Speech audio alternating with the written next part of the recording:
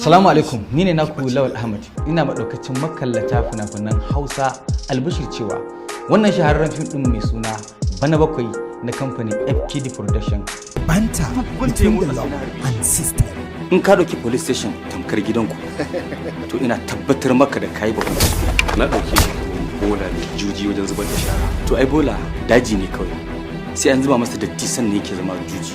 Yana nan tafe akan manhajar Notflix ranar 31 ga watan Julai insha Allah. Soke manhajar Notflix ku yi rijista domin kallon wannan ƙayataccen fim ɗin mai suna Bana Bakwai na kamfanin FKD Production.